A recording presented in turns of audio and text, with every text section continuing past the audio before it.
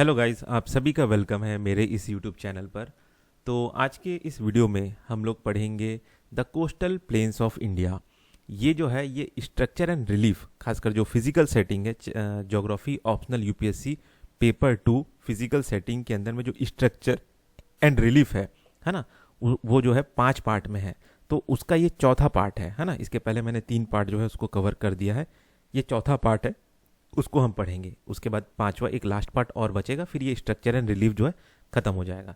तो इस चौथे पार्ट को पढ़ते हैं। The coastal plains of India. The coastal plain of India refer to the stretch of narrow coastal strip lying between the edge of the peninsular plateau and the coast line of India. ठीक है, तो ये जो आप देख रहे हैं ये तो है पेनिनसुलर प्लेट्यू, यहाँ से लेके जो ये कोस्ट लाइन, ये पेनिनसुलर प्लेट्यू यहाँ से लेके जो ये कोस्ट लाइन है किनारा तक है ना। तो ये जो नैरो स्ट्रेच है यार, सकरा सा जो ये कोस्टल स्ट्रिप है ना, जो कि पेनिनसुलर प्लेट्यू और कोस्टल लाइन के बीच में है, इसे हम कहते हैं कोस्टल प्लेन ऑफ इंडिया। ठीक है, और ये जो है ये कहाँ तक फैला हुआ है, कितने लंबाई तक फैला हुआ है, तो 6000 kilometre along Arabian Sea in the west and Bay of Bengal in the east. लगभग मतलब आप यहाँ पे जो देख रहे हैं ना, ये जो ब्लू कलर का यहाँ से लेके ये पूरा यहाँ तक, ठीक है, तो ये लगभग है 6000 किलोमीटर का डिस्टेंस ये कवर करता है। Divisions of coastal plain of India. तब इसका जो कोस्टल प्लेन ऑफ इंडिया है इसको 2 भाग में बांटा गया है। पहला है western coastal plain of India, दूसरा है eastern coastal plain of India. ठीक है, तो वेस्टर्न कोस्टल प्लेन कौन सा है और ईस्टर्न कोस्टल प्लेन कौन सा है? ये है आपका वेस्टर्न कोस्टल प्लेन हो गया और ये है ईस्टर्न कोस्टल प्लेन। ठीक है, ये आप डायग्राम में देख लीजिए कि यहाँ से यहाँ उत्कल प्लेन है, नॉर्दर्न सिरसार है, ठीक है, फिर कोरोमंडल कोस्ट है, यहाँ पे कच्छ, काठियावाड़, कोंकण कोस्ट, यहाँ पे गुजरात प्लेन, फिर Konkan coast, Kannada coast, Malabar coast. ठीक है, तो ये सारा चीज़ है, यही सब चीज़ हम आगे पढ़ेंगे। अब जानते हैं western coastal plain of India के बारे में, फिर उसके बाद ईस्टर्न कोस्टल प्लेन के बारे में पढ़ेंगे। तो जो वेस्टर्न कोस्टल प्लेन है ये कहाँ से कहाँ तक फैला हुआ है? Lies between western Ghat and the Arabian Sea coast. ठीक है, मतलब ये जो वेस्टर्न घाट है यहाँ पे, यहाँ से लेके अरेबियन सी तक फैला हुआ है। ठीक, अब ये कहाँ से कहाँ तक ये स्ट्रेच है? तो ये रन ऑफ कच्छ नॉर्थ से लेके साउथ के कन्याकुमारी तक ये फैला हुआ है, नॉर्थ साउथ। ठीक है, स्टेट जो है कौन कौन से कवर करते हैं, इस इंपॉर्टेंट है, इसको याद रख लीजिए। गुजरात, महाराष्ट्र, गोवा, कर्नाटका और केरला तक। ठीक है, इसका जो विड्थ है, इसका जो चौड़ाई है ना, वो कितना है? लगभग है उसका एवरेज विड्थ जो है 65 किलोमीटर है। ठीक है, मिडिल में वो थोड़ा सा सकरा है ना, नैरो है, और किनारे किनारे थोड़ा सा ब्रॉडर है। ठीक है, BROAD है, ब्रॉडर है, नॉर्थ और साउथ पार्ट में है ना, यहाँ नॉर्थ और साउथ पार्ट में थोड़ा चौड़ा है। नेचर कैसा है? ये एक तरह से सबमर्जेंट कोस्ट लाइन है, मतलब एक तरह से डूबा हुआ सा कोस्ट लाइन है ना। तो एक तरह से नेचुरल कंडीशन ये प्रोवाइड करता है पोर्ट के डेवलपमेंट के लिए। यहाँ पे मतलब पोर्ट का डेवलपमेंट, यहाँ पे पोर्ट जो है आपको बहुत मिलेंगे। ठीक है, और ये पोर्ट के लायक ये जगह अच्छा है। अब ये वेस्टर्न कोस्टल प्लेन है, इसको और हम कई भाग में और बांटते हैं। ठीक है, तो आप यहाँ पे देख सकते हैं गुजरात प्लेन, ये यहाँ पे आप देख लीजिए, आप देख सकते हैं ये कच्छ, ये काठियावाड़, ये गुजरात प्लेन, ये कोंकण प्लेन, यही सब चीज़ है। इन्हीं सब चीज़ों को मैं यहाँ नीचे में डिस्कस करते जाऊँगा कि यहाँ पे और कौन कौन सा प्लेन है। तो पहला आता है कच्छ पेनिनसुला। तो कच्छ पेनिनसुला आप देख सकते हैं ये है यहाँ से यहाँ तक। अगर मैं इसको बड़े डायग्राम में दिखाऊँ ना, तो ये जो रीजन है ना, यहाँ से लेके ये जो रीजन है, ये जो हिस्सा दिख रहा है ना, नहीं सॉरी, ये ऊपर का हिस्सा, ये ऊपर का हिस्सा जो है, एक मिनट रुक जाइए, हाँ ठीक, ये जो ऊपर का हिस्सा है ना, ये इतना यहाँ तक, ये है Kutch peninsula, KUTCH, Kutch peninsula. ठीक है, तो ये कहाँ पे फैला है? ये नॉर्थ वेस्टर्न गुजरात में फैला हुआ है ना, यहाँ पे देख सकते हैं ये गुजरात है, गुजरात का ये साउथ है, ये नॉर्थ है, तो ये नॉर्थ वेस्टर्न बोल रहा है, नॉर्थ वेस्टर्न तो ये ही डायरेक्शन। तो ये जो इतना हिस्सा है ये कच्छ पेनिनसुला है। अब जानते हैं कच्छ पेनिनसुला के बारे में, इसका फॉर्मेशन कैसे हुआ था। ये जो है it was originally an island surrounded by sea and lagoon. ठीक है, तो ये शुरुआत में ये एक आइलैंड था जो समुद्र और लेगून से घिरा हुआ था। ठीक है, अब धीरे धीरे क्या हुआ, समय के साथ साथ जो इंडस नदी जो था वो फ्लो होके इधर पे आके गिरता था, तो वो क्या किया, अपने साथ साथ में जो भी सेडिमेंट्स थे उनको ला ला के वहाँ पे इकट्ठा करता गया। इकट्ठा करते करते एक तरह से ये जो आइलैंड है ये मेन लैंड का पार्ट बन गया। ठीक है, पहले ये आइलैंड था, ये धीरे से इकट्ठा होते होते मिट्टी इकट्ठा होते मेन लैंड का ये पार्ट बन गया आगे चल के। ठीक है, उसके बाद यहाँ पे और क्या चीज़ है, इसका कैरेक्टरिस्टिक कैसा है, तो ये एरिड सेमी एरिड लैंडस्केप है, कोस्टल ड्यून्स है, सैंडी प्लेन्स है, रॉकी हिल्स है यहाँ पे। ठीक है, अरेबियन सी से ये बॉर्डर है साउथ में, और great run of Kutch salt Mars है नॉर्थ के साइड में। ठीक है, और इसका जो पेनिनसुलर सदर्न बाउंड्री जो है वो क्या है, गल्फ ऑफ कच्छ है। ठीक है, आप देख लिए होंगे, आपको समझ में आ गया होगा, तो यही है, आप देख सकते हैं, है ना, ऊपर रन ऑफ कच्छ, तो नीचे गल्फ ऑफ कच्छ, और इधर साइड में अरेबियन सी। ठीक, डायग्राम बस आप याद रखिए, बाकी सारा चीज़ आप इतना बड़ा बड़ा जो पैराग्राफ है आप आराम से लिख लेंगे। ठीक है, अब इसका जो टोपोग्राफी है वो कैसा है, arid and semi arid landscape है ना, मतलब यहाँ पे पानी बहुत कम गिरता है और जो हवाएं हैं जो ज़्यादा चलती हैं, वर्क ऑफ विंड ज़्यादा होता है यहाँ पे। ठीक, अब इसका जो फिजियोग्राफिक फीचर्स है वो कैसा है, तो यहाँ पे कोस्टल सैंड ड्यून्स है, सैंडी प्लेन्स है ना, और यहाँ पे आपको रॉकी हिल्स आपको बहुत नज़र आएंगे। इसका जो एक्सटेंशन है वो कैसा है, in the north and south east इसका एक्सटेंशन है, और it is bounded by 2 salt soaked plains, है ना, वहाँ पे 2 सॉल्ट सोक्ड प्लेन्स है। अब वो कौन कौन से हैं, वो है पहला है आपका द ग्रेट रन, और दूसरा है द लिटिल रन। ठीक है, तो यहाँ पे आप देख सकते हैं, ये डायग्राम में देख सकते हैं, यहाँ पे अच्छे से दिखा रहा, पहले ही दिखा देना था मुझे इसे, है ना। तो ये है सारा आपका कच्छ पेनिनसुला, और इसमें 2 क्या बोलते हैं 2 सॉल्ट सोक्ड प्लेन है ना। तो पहला है आपका यहाँ पे ग्रेट रन और यहाँ पे लिटिल रन। ठीक है, तो ये दोनों क्या है, एक तरह से कहाँ पे ये नॉर्थ ऑफ कच्छ में, ग्रेट रन जो है नॉर्थ ऑफ कच्छ में, और सदर्न जो है वहाँ पे जो सदर्न है ग्रेट रन का वो लिटिल रन कहलाता है। ठीक है, और ये कम्प्लीटली फ्लैट है ना, ये समुद्र से कुछ मीटर फ्यू मीटर अबव है सी लेवल से, है ना। यहाँ पे बानस नदी जो है बाढ़ ला देता है, लूनी रिवर जो है मतलब जो बानस नदी और जो लूनी रिवर है बारिश के समय में यहाँ पे फ्लड ला देता है, ये कह रहे हैं इस ग्रेट रन में। ठीक है, लिटिल रन जो है वो है it lies on the coast and to the south east of Kutch, तो यहाँ से यहाँ फैला हुआ है। ठीक है, कोस्ट तक मतलब किनारे तक, और साउथ ईस्ट ऑफ कच्छ का जो साउथ ईस्ट है वहाँ तक से लेके जो समुद्र का किनारा है कोस्ट है वहाँ तक ये फैला हुआ है द लिटिल रन। ठीक है, आप देख सकते हैं, आप डायग्राम बस देख लीजिए, आपको सब चीज़ आप अपने से लिख लेंगे, किस डायरेक्शन में ये फैला हुआ है, किस डायरेक्शन में जा रहा है वो चीज़। फिर है काठियावाड़ पेनिनसुला। ठीक है, तो ये है आपका काठियावाड़ पेनिनसुला, ये देख सकते हैं आप। ठीक है, इसका लोकेशन कहाँ है, तो ये कच्छ पेनिनसुला के साउथ में है। ठीक है, सराउंडेड बाई, तो सराउंडेड किससे है, तो ईस्ट साइड से लिटिल रन इसको सराउंड किया हुआ है, and the Nal basin on the north eastern side से इसको सराउंड किया हुआ है। यहाँ पे जो प्रोमिनेंट हिल जो है वो कौन कौन से हैं, मांडव हिल MANDAV मांडव हिल। ठीक है, तो यहाँ पे मांडव हिल है जो कि सेंट्रल पार्ट है काठियावाड़ पेनिनसुला का। ठीक है, यहाँ पे कई सारे छोटे छोटे जो धाराएं हैं स्ट्रीम से वो निकलते हैं और अलग अलग डायरेक्शन में जाते हैं। ठीक है, कहाँ से, मंडाव हिल से, मंडाव या मंडाव हिल से, मतलब मंडाव हिल से जो स्ट्रीम से धाराएं हैं वो निकल के अलग अलग डायरेक्शन में, ऑल डायरेक्शन में बहते हुए जाते हैं। पानी जो है अलग अलग धाराएं जो है बह के निकलती है मंडाव हिल्स से, मंडाव हिल्स। ठीक, फिर आता है गिरनार हिल्स यहाँ पे है जो है इसी काठियावाड़ प्लेटू में। उसका क्या है, उसका हाइट जो है लगभग 1117 मीटर है। ठीक है, और ये जो गिरनार हिल है ये हाईएस्ट पॉइंट है इस रीजन का, काठियावाड़ प्लेटू का। ठीक है, Gir range it lies in the southern part of the Kathiawar plateau. ठीक है, जो गिर रेंज है वो काठियावाड़ प्लेटू का सदर्न पार्ट है, और ये फेमस किस लिए है, इसे एडोब ऑफ द गिर लॉयन के नाम से इसे जाना जाता है। ठीक है, तो ये याद रख लीजिए, एडोब ऑफ गिर लाइन किसे कहते हैं वो चीज़ याद रख लीजिए, गिर रेंज को कहते हैं। ठीक है, अब जानते हैं गुजरात प्लेन के बारे में। यहाँ पे डायग्राम नहीं है ना, ऊपर ही देखना पड़ेगा।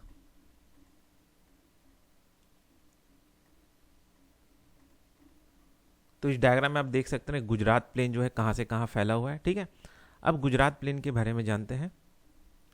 इसका लोकेशन कहाँ है, it lies to the east of the Kutch and Kathiawar peninsula and spread over the southern part of Gujarat. ठीक है, सदर्न पार्ट ऑफ गुजरात में फैला हुआ है, और कोस्टल एरिया जो है गल्फ ऑफ खंबाट का उसमें पूरा ये फैला हुआ है, ये आपका गुजरात प्लेन। ठीक है, इसका जो फॉर्मेशन है वो कैसे हुआ, तो इसका जो फॉर्मेशन है वो है कि जो नदियाँ बहती थी, नर्मदा, तापी, माही, साबरमती, उसका जो डिपोजिशन आता था, उसका जो अपने साथ में जो सिल्ट सैंड ये सब लाते थे, ग्रेवल, वो वही सब डिपॉजिट हुआ है इस जगह में, और ये गुजरात प्लेन जो है वो बना है। इसका स्लोप जो है, ढलान, वो कैसे है, तो ये toward east and south west direction में इसका जो है ढलान है, ठीक है। इसका जो एलिवेशन है, हाइट कैसा है, तो ये लो एलिवेशन है, उतना ज़्यादा ऊंचा नहीं है, जो लगभग 150 मीटर हाइट जो है ऊंचाई गया है, ठीक है। इसका टोपोग्राफी कैसा है, तो इसका जो टोपोग्राफी है जो प्लेन का, उसको दो पार्ट में बांटा गया है।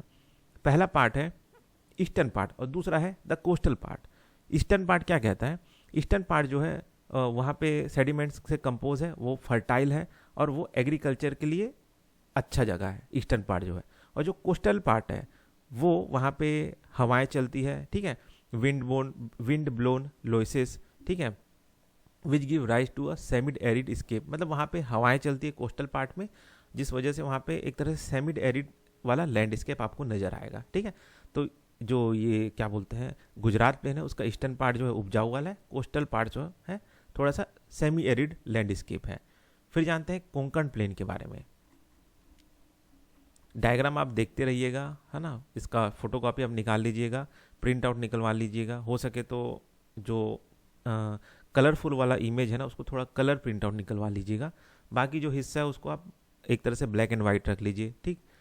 और एक चीज़ बता दूं, ये जो पीपीटी, ये जो पीडीएफ है ना, इसका जो आपको फ्री में अगर आप इसको डाउनलोड करना चाहते हैं तो नीचे डिस्क्रिप्शन में गूगल ड्राइव का जो लिंक है वो दिया है, उसको जाके आप क्लिक करिए, फ्री में इस जो क्या बोलते हैं ये जो पीडीएफ है, सॉफ्ट कॉपी है, उसको डाउनलोड कर दीजिए, ठीक।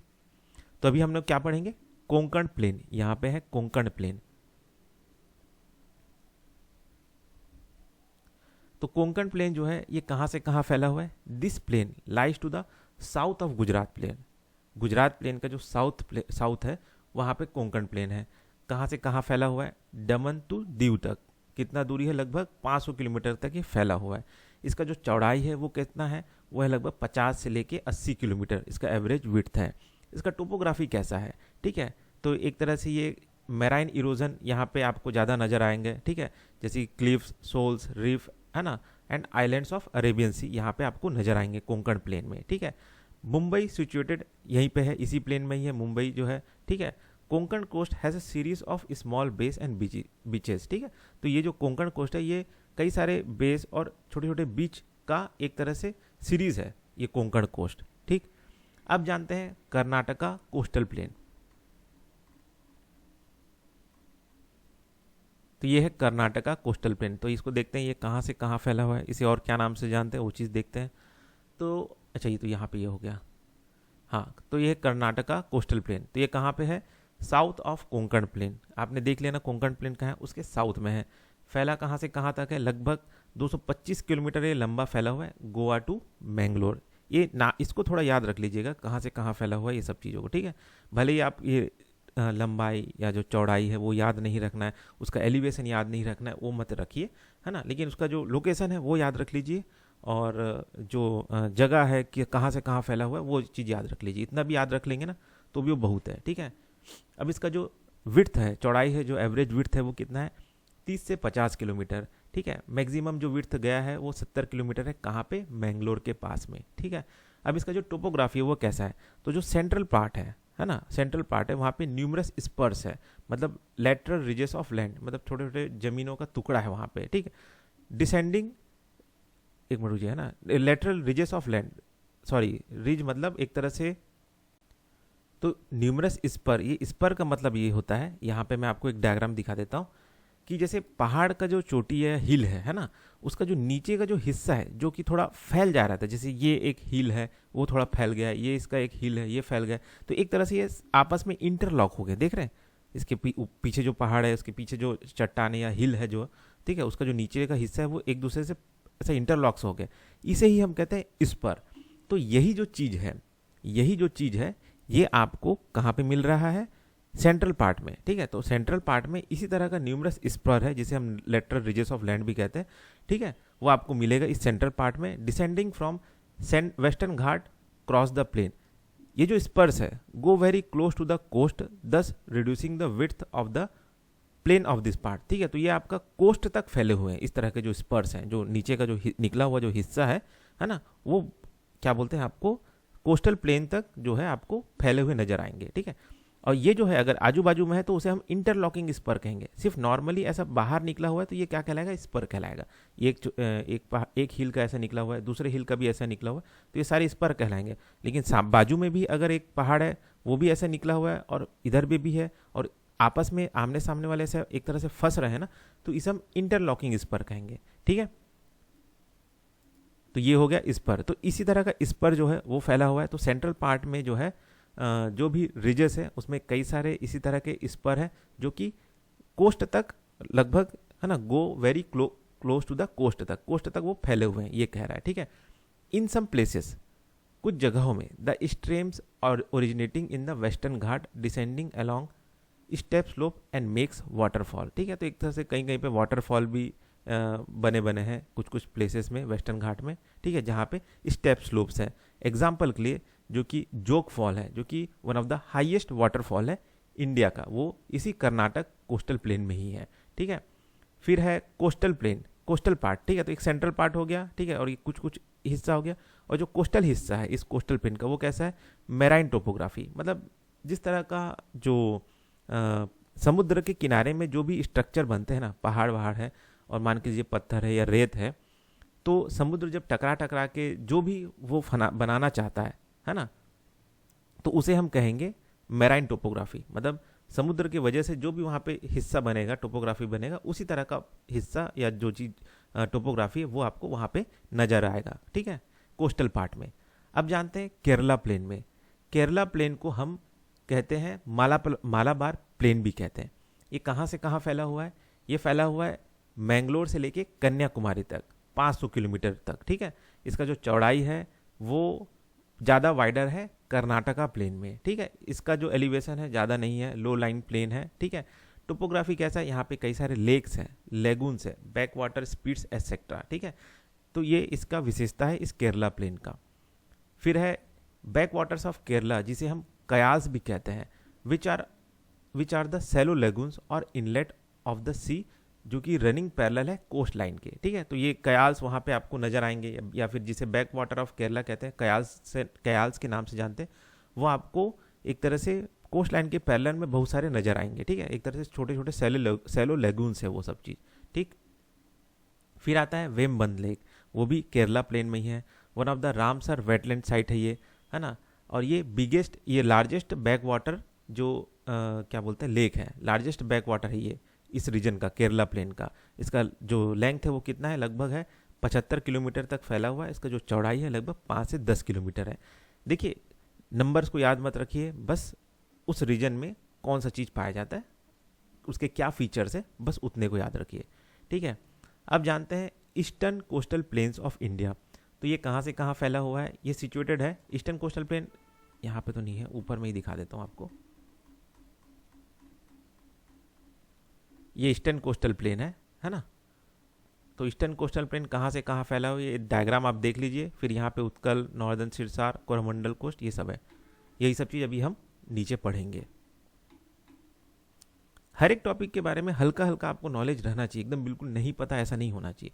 और किसी भी एक टॉपिक के ऊपर बहुत ज़्यादा भी आप याद रखने का कोशिश मत करिए, है ना।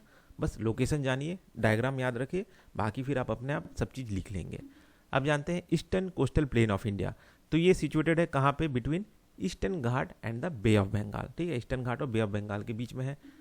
डिसकंटिन्यूड लाइन है ईस्टर्न घाट का, मतलब यहाँ पे कंटिन्यूस रेंज आपको नहीं मिलेगा, कंटिन्यूस माउंटेन रेंज जो है नहीं मिलेगा, है ना। थोड़ा सा रेंज मिलेगा, फिर टूट जाएगा, फिर बड़ा सा गैप रहेगा, फिर आपका हिल आएगा, इस तरह से फैला हुआ है, ठीक है। ये कहाँ से कहाँ फैला हुआ है, सुबर्णरेखा नदी में ये फैला हुआ है, along the West Bengal Odisha border to Kanyakumari तक फैला हुआ है, ठीक है। इसका जो एवरेज विड्थ है वो कितना है, 120 किलोमीटर, ठीक है। चौड़ाई कितना है, 200 किलोमीटर, ठीक। और ये जो है नैरो है, कहाँ पे, डेल्टा के पास में, है ना। जहाँ जहाँ पे भी डेल्टा है, डेल्टाइक रीजन है, वहाँ पे ये नैरो है, लगभग कितना 25 किलोमीटर वहाँ पे आपको उसका जो चौड़ाई है वो नजर आएगा, ठीक। Overall they are wider in comparison to the western coastal plain, ठीक है। तो वेस्टर्न कोस्टल प्लेन और अगर ईस्टर्न कोस्टल प्लेन को अगर कंपेयर किया जाए तो वेस्टर्न कोस्टल प्लेन जो है वो थोड़ा सा नैरो है, और जो ईस्टर्न कोस्टल प्लेन है वो थोड़ा सा चौड़ा है, उसका विड्थ थोड़ा ज़्यादा है, ठीक है। अब इसका फॉर्मेशन कैसा होता है, कैसे हुआ, तो ये फॉर्म हुआ रिजल्ट ऑफ एलुवियल फिलिंग, ठीक है। मतलब जो नदियाँ जो है अपने साथ में जो सेडिमेंट्स लेके आते थे और इकट्ठा छोड़ देते थे, उसी से ये जो आपका ईस्टर्न कोस्टल प्लेन है वो बना। तो कौन कौन सी नदियाँ हैं जो यहाँ पे बहती थी और मिट्टी ला के छोड़ देती थी, तो वो है महानदी, गोदावरी, कृष्णा, कावेरी, ठीक है। और यही सब है जो कि बड़ा बड़ा डेल्टा भी बना के रखे, मतलब डेल्टा वो वाला लैंड फॉर्म जो कि उस जगह पे बनता है जहाँ पे एक नदी एक बड़े समुद्र के साथ मिलती है। तो ये जो नदी जो मिल रही है उस बड़े समुद्र के साथ में, तो अपने साथ जो भी सेडिमेंट लाए रहते तो उस माउथ पे के पास में जहाँ पे वो जुड़ रहे हैं वहाँ पे वो छोड़ देती है। तो वो जैसे जैसे इकट्ठा होते जाता है तो एक लैंड फॉर्म से क्रिएट हो जाता है उस माउथ के पास में जहाँ पे ज्वाइन हो रहा है रिवर और ओशियन, ठीक है। तो वो जो लैंड फॉर्म क्रिएट हो उसे हम क्या कहते हैं, डेल्टा कहते हैं, ठीक है। नेचर कैसा है, इमरजेंट कोस्टलाइन, ठीक है, दस not providing natural condition for the development of port, ठीक है। तो जैसे वहाँ पे क्या था, सबमर्जेंट था, वहाँ पे जो कोस्ट लाइन था डूबा हुआ था, है ना, जो वेस्टर्न कोस्टल प्लेन था, इसलिए वो अच्छा था किस चीज़ के लिए क्या बोलते हैं, पोर्ट डेवलपमेंट के लिए। ये जो है इमरजेंट कोस्ट लाइन है, ये उठा हुआ सा है ना। तो ये जो पोर्ट डेवलपमेंट के लिए ये जो नेचुरल कंडीशन है वो सही नहीं है, ये कहा जा रहा है, ठीक। मतलब ये सब चीज़ ना आप याद रखिएगा, कभी कभार कंपैरिजन में आपको लिखना पड़ सकता है कि भाई वेस्टर्न कोस्टल प्लेन में इतने ज़्यादा पोर्ट क्यों हैं, ईस्टर्न कोस्टल प्लेन में इतना ज़्यादा पोर्ट क्यों नहीं है ना। तो ये सारा रीजन भी होता है, एक तरह से नेचुरल कंडीशन भी कहीं ना कहीं किसी एरिया के डेवलपमेंट में बहुत बड़ा भागीदारी होता है, ठीक है। तो ये देख लीजिएगा, ये सब पॉइंट आप याद रखिएगा, ठीक है। अब जानते हैं नॉर्दर्न सिरसार्स और कार्नेटिक, ठीक है। तो ये कौन सा हिस्सा है, नॉर्दर्न सिरसार्स और कार्नेटिक। तो ये है southern the section of the eastern coastal plain, ठीक है। कहाँ पे, महानदी से कृष्णा नदी, ठीक है। तो वो कोस्टल प्लेन जो कि महानदी से लेके कृष्णा नदी के बीच में जो कोस्टल प्लेन है उसे हम नॉर्दर्न सिरसार्स कहते हैं, ठीक है। और कार्नेटिक कहते हैं उस ईस्टर्न कोस्टल प्लेन को जो कि है किसके बीच, कृष्णा नदी से लेके कावेरी नदी के बीच, उसे हम कार्नेटिक कहते हैं। अब इसका सब डिवीज़न और करते हैं इस ईस्टर्न कोस्टल प्लेन का। तो इसका सब डिवीज़न अगर आप करेंगे तो आप देख सकते हैं ये उत्कल है, ये नॉर्दर्न सिरसार है, और ये है कोरोमंडल कोस्ट, ठीक है। ये उटिकल करके लिखा है, ये उत्कल है, UTKAL, ठीक है। कहीं कहीं पे शायद लिखते होंगे यूटिकल करके, बाकी उत्कल ही पढ़ते हैं हम लोग तो, है ना। तब ये जो डिवीज़न हुआ है इसको हम जानते हैं, ठीक है। तो जो उत्कल प्लेन है, Utkal plain comprise of coastal region of Odisha including the Mahanadi delta Chilka lake. तो ये जो उत्कल प्लेन है ये जो उड़ीसा का जो कोस्टल रीजन है वो है, और यहाँ पे आपको महानदी डेल्टा भी मिलेगा, ठीक है। यहाँ पे जो फेमस रीजन है वो है चिल्का लेक, ठीक है, वो इसी उत्कल रीजन में। फिर जानते हैं आंध्रा प्लेन, ये कहाँ से कहाँ फैला है, ये फैला हुआ है उत्कल प्लेन के साउथ से पुलिकत लेक तक जो है रीजन, है ना, उसे हम कहेंगे आंध्रा प्लेन, ठीक है। वो जो कोस्टल रीजन उसे हम आंध्रा प्लेन कहेंगे, है ना। इसका कैरेक्टरिस्टिक क्या है, यहाँ पे डेल्टा फॉर्मेशन होता है, कौन कौन सी नदियों का, गोदावरी, कृष्णा का, ठीक है। इसके बाद और क्या है, this part is largely a straight coast, ये पूरा स्ट्रेट कोस्ट है ना, and lack of any significant indentation, this makes them development of port in this part very difficult, this makes a development of ports in this part very difficult, ठीक है। तो यहाँ पे एक तरह से ये कहा जा रहा है कि इंडेंटेशन का मतलब जो है, कोस्टल प्लेन जो है ना उसमें एकदम ऐसे स्ट्रेट कोस्ट नहीं है, मतलब चट्टाने से बाहर निकल गया है ना, या ऐसा नोकीला सा जो कोस्टल रीजन है, जैसे प्लेन रहता है कैसा होता है, सीधा सीधा है। लेकिन अगर वही जो सीधा सा रीजन है वो अगर थोड़ा सा कुछ हिस्सा जो है ज़मीन का एकदम एक्सटेंड हो जाए, फिर अंदर घुस जाए, फिर एक्सटेंड हो जाए, फिर अंदर घुस जाए, फिर एक्सटेंड हो जाए, फिर अंदर घुस जाए, तो एक तरह से जिग जैग फॉर्म में अगर जो कोस्टल रीजन है वो रहेगा तो जाहिर सा बात है वो रीजन जो है पोर्ट के डेवलपमेंट के लिए तो सही नहीं होगा। तो वही कह रहे हैं, इंडेंटेशन इसी चीज़ को कहा जा रहा है, ठीक है। और जो स्ट्रेट कोस्ट है उसका कमी है, वहाँ पे सीधा सीधा कोस्ट नहीं है, है ना, मतलब आड़ा तिरछा है, चट्टाने जो है बाहर निकले हुए हैं, है ना, कोस्ट जो है बहुत ज़्यादा कुछ नोकीले आकार में ऐसा आगे फैल गए हैं, फिर पीछे हट गए हैं, फिर आगे फैल गए हैं, फिर पीछे हट गए। तो इस वजह से वो जो रीजन है ना वो पोर्ट के डेवलपमेंट के लिए सही नहीं है, आंध्र प्लेन, ठीक है। However there are some prominent port in this part, यहाँ पे कुछ प्रोमिनेंट पोर्ट है इस सब के अलावा भी, जैसे कि विशाखापट्टनम, मछलीपट्टनम, ठीक है, मछलीपट्टनम, ठीक। तो ये कुछ प्रोमिनेंट पोर्ट है जो इस आंध्रा प्लेन में है ना। अब उसके बाद जानते हैं तमिलनाडु प्लेन के बारे में। तो ये कहाँ से कहाँ तक फैला हुआ है, ये पुलिकेत से लेके कन्याकुमारी तक फैला हुआ है कोस्ट ऑफ तमिलनाडु। कितना किलोमीटर तक फैला हुआ है? लगभग 675 किलोमीटर तक।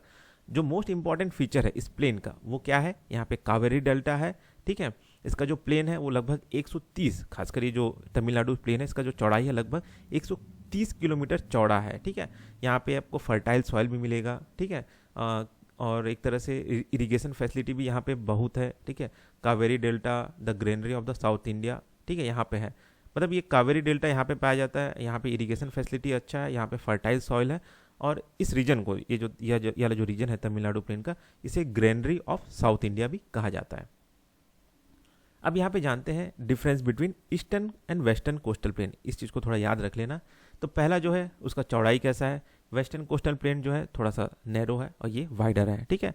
यहाँ पे क्या है? Mountains of western Ghats intersected run continuously from north to south, ठीक है। मतलब यहाँ पे ये कह रहा है कि जो भी वेस्टर्न घाट में माउंटेन्स है वो इंटरसेक्टेड है आपस में, एक तरह से आगे पीछे इस तरीके से। ये क्या है? यहाँ पे जो भी माउंटेन्स है वो पैरेलली है, रन पैरेलल है कोस्टल प्लेन के नॉर्थ से साउथ तक, ठीक है। यहाँ पे जो रिवर्स है वो ईश्वरी फॉर्म करते हैं, ESTUARIES। ईश्वरी का मतलब ये होता है कि जैसे जहाँ पे नदी और जो आपका समुद्र है मिल रहा है ना, उसे हम ईश्वरी कह दिए, है ना। लेकिन यहाँ पे क्या होता है? डेल्टा फॉर्म करता है। मतलब जब नदी और समुद्र मिलते हैं आपस में, ठीक है, तो नदी क्या करता है? अपने साथ में जो सेडिमेंट ला है वो जहाँ पे समुद्र के साथ मिल रहे हैं वहाँ पे मिट्टी को छोड़ देता है, और मिट्टी है एक लैंडफॉर्म क्रिएट कर देता है, उसे हम क्या कहते हैं? डेल्टा। तो ये ईस्टर्न कोस्टल प्लेन में आपको माउथ के पास में डेल्टा मिलेगा, यहाँ पे आपको डेल्टा नहीं मिलेगा, यहाँ पे ईश्वरीस मिलेगा, ठीक है। उसके बाद जानते हैं favours of formation of harbours. तो यहाँ पे हार्बर जो है मतलब पोर्ट बनाने के लिए अच्छा जगह है। यहाँ पे पोर्ट नहीं बनाया जा सकता, ये चीज़ मैंने बता दिया है ना, इसके पहले बता दिया है ना। यहाँ पे हाई रेनफॉल यहाँ पे रिसीव होता है। यहाँ पे रेनफॉल जो होता है ना, both north east and south east west monsoon यहाँ पे रिसीव होता है। मतलब यहाँ पे जो रेनफॉल आता है वो सिर्फ और सिर्फ साउथ वेस्ट मानसून का ही आता है। यहाँ पे नॉर्थ ईस्ट मानसून का भी रेन आता है और साउथ वेस्ट मानसून का भी जो है रेन आता है। मतलब मानसून आता हुआ मानसून में भी रेन आएगा और जाता हुआ मानसून जब होता है तो भी रेन आता है इस ईस्टर्न कोस्टल प्लेन में। तो ये जो रेन के बारे में है इसको भी हम आगे वाले लेक्चर में पढ़ेंगे और डिटेल में, ठीक है। अभी बस इतना ही जान लीजिए, ठीक। यहाँ पे बहुत बड़े बड़े पत्थर हैं ये, और ये जो ईस्टर्न कोस्टल प्लेन है ये ज़्यादातर ये जो सैंडी वाला जो है सैंड ड्यून्स है, लेगून्स है ना, मोस्टली सैंड है यहाँ पे, ये चीज़ कर रहा है ना। तो ये हो गया आपका ईस्टर्न कोस्टल प्लेन और वेस्टर्न कोस्टल प्लेन के बीच डिफरेंस। अब इसका इंपॉर्टेंस जान लेते हैं। पहला चीज़ है एग्रीकल्चर के लिए ये जो प्लेन्स है ये बहुत ज़रूरी है, ये कोस्टल प्लेन, क्योंकि ये फर्टाइल है, ठीक है, वेरी प्रोडक्टिव है, ठीक है। पोर्ट जो है यहाँ पे बहुत सारे हैं। 98% ऑफ इंडियाज इंटरनेशनल ट्रेड जो होते हैं इन्हीं पोर्ट्स से ही होते हैं, इन्हीं कोस्टल रीजन से ही होते हैं। इकोनॉमिक रिसोर्स मतलब यहाँ से और क्या क्या मिलता है, जैसे कि सॉल्ट हो गया, मोनेजाइट सैंड हो गया, मिनरल ऑयल हो गया, गैस हो गया, है ना, मछलियाँ हैं, ये सारे जो है रिसोर्सेस हमें इन सब जगहों से मिलते हैं। ह्यूमन सेटलमेंट भी है इस रीजन में, क्योंकि ये जो कोस्टल प्लेन है यहाँ पे डेंस ह्यूमन सेटलमेंट आपको नजर आएगा। कई सारे जो बड़े शहर है वो भी आपको इन्हीं शहरों में ही, कई सारे जो बड़े शहर है वो भी आपको इन्हीं सब रीजन में आपको दिखेंगे, इन सब कोस्टल प्लेन्स में ही, ठीक है। Much more than just a geographical feature, the coastal plain of India carry multiple significance. Apart from providing the port, they are source of many other resources. Of late, they are facing the risk of inundation due to global warming and probable rise in sea level. Ensuring the sustainability of coastal plain is not just crucial for India, but for the marine ecology of the continent. Sustainable development is a way forward. मतलब ये कहा जा रहा है कि जो हमारा coastal plain है ना, ये हमें बहुत सारी चीज़ें प्रोवाइड करता है, लेकिन आज के समय में यहाँ पे रिस्क हो रहा है, ये धीरे धीरे ग्लोबल वार्मिंग का शिकार हो रहा है, समुद्र का जो लेवल है वो बढ़ता जा रहा है, इसके वजह से यहाँ पे जो चट्टानें हैं वो कट रही है, कोस्टल रीजन जो है डूब रहा है। तो इस कोस्टल रीजन को हमको सस्टेनेबल रखने के लिए, है ना, यानी कि मतलब ये सब कोस्टल रीजन में एक तरह से सस्टेनेबिलिटी अगर यहाँ पे लाना है, जो कि आसान नहीं है इंडिया के लिए, लेकिन अगर ला दिए और अगर इसको हम लोग बचा लिए तो यहाँ पे जो मेराइन इकोलॉजी है सब कॉन्टिनेंट का वो सारा चीज़ बच जाएगा। तो सस्टेनेबल डेवलपमेंट ही एक रास्ता है इस जगह को बचाने का, ठीक है। तो बस इस वीडियो में इतना ही, फिर मिलते हैं नेक्स्ट वीडियो में।